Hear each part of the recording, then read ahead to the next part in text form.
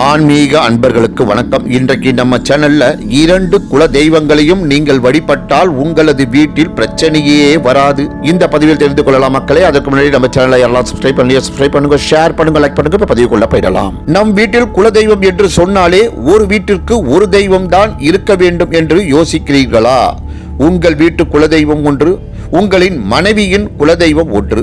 உங்கள் வீட்டின் குல விருத்திக்கு 2 தெய்வங்களும் காரணம். திருமணம் ஆன பின்பு பெண்ணின் பிறந்த கோத்திரம் மாற்றப்பட்டு கண்டிகாதானம் செய்து கணவன் வீட்டுக்கு சென்ற பின் எல்லா பழக்க வழக்கங்களையும் பெண் தனது புகுந்த வீட்டின் முறைப்படி மாற்றிக்கொள்ள வேண்டும். அப்படிதான் ஒரு பெண்ணின் குலதெய்வமும் மாறிவிடுகின்றது.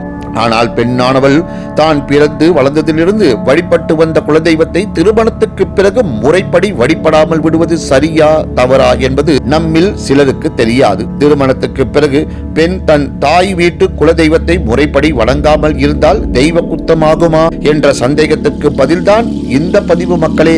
ஒரு வீட்டில் பிரச்சனைகள் தொடர்ந்து வந்து கொண்டே இருக்கின்றது என்றால் அந்த வீட்டில் நிச்சயம் குலதெய்வ குறைபாடு அல்லது ஏதாவது ஒரு தெய்வ குற்றம் இருக்கின்றது என்றுதான் அர்த்தம். உடல் ரீதியாக எந்த பிரச்சனையும் இல்லை, ஆனால் குழந்தை வரம் கிடைக்கவில்லை என்றாலும் குலதெய்வ குறைபாடுதான் காரணம். பிரச்சனைகள் இருந்திருக்கும் வீட்டில் கணவரது குலதெய்வத்தை தொடர்ந்து வழிபட்டு வருவார்கள்.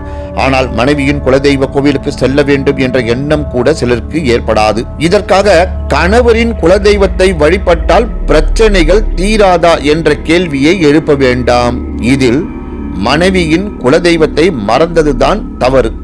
எப்படி குழந்தை பிறந்தவுடன் கணவரின் குலதெய்வ கோவிலுக்கு சென்று குழந்தைக்கு முடியிறக்கி காது குத்தி சடங்குகளை செய்கின்றோமோ, அதுபோல் மனைவியின் குலதெய்வ கோவிலுக்கு சென்று அந்த இறைவனை முறைப்படி வழிபட்டு நன்றி சொல்லி வருவது என்பது ஒரு சடங்குதான். இதை நம்மில் பலர் செய்வது இல்லை. குழந்தைகளுக்கான நேர்த்தி கடனை கணவரின் குலதெய்வத்திற்கு செலுத்துவது நம் முறையாக இருந்தாலும் மனைவியின் குலதெய்வத்தின் ஆசையையும் பெற வேண்டியது நம் குடும்பத்திற்கு அவசியம் தேவை என்பதை உணர்ந்து நடந்து கொள்ள வேண்டும். பெண்கள் தன் புகுந்த வீட்டுக்கு குலதெய்வத்தை மறவாமல் எப்படி மனதார நினைத்து பூஜை செய்து வருகிறார்களோ, அதுபோல் தன் தாய் வீட்டு குலதெய்வங்களையும் மறக்காமல் பூஜை செய்து வழிபட வேண்டும். அதுபோல் கணவரும் தன் மனைவியின் குலதெய்வத்தை மனதார வழிபட்டு வர வேண்டும். தன் கணவரானவர் தன்னையும் தன் வீட்டு பழக்கம் வழக்கத்தையும் தன் வீட்டு குலதெய்வத்தையும் மதிக்க தெரிந்தவர் என்ற எண்ணம் மனைவியின் மனதில் வந்துவிட்டாலே போதும். ஒரு வீட்டில் பிரச்சனை உண்டாக காரணமாக இருக்கும் ஈகோவானது அந்த இடத்திலேயே மறந்து விடுகின்றது. சாஸ்திரங்களும் சம்பிரதாயங்களும் நம் குடும்பத்தை சந்தோஷமாக வைத்துக் கொள்ளதான். நம் சந்தோஷத்திற்கு எது நல்ல வழி வகிக்கின்றதோ அதன் பின்னால் நாம் செல்வதில் ஒன்றும் தவறில்லை. இதற்காக உங்களது சாஸ்திர சம்பிரதாயங்களை மாற்றிக்கொள்ள வேண்டும் என்பதில் அர்த்தமில்லை. சாஸ்திர சம்பிரதாயம் என்பது ஒரு பக்கம் இருந்தாலும் உங்களது மனைவிக்கும் மனைவியின் பழக்க வழக்கத்திற்கும் ஒரு இடம் கொடுத்துதான் பாருங்களேன்.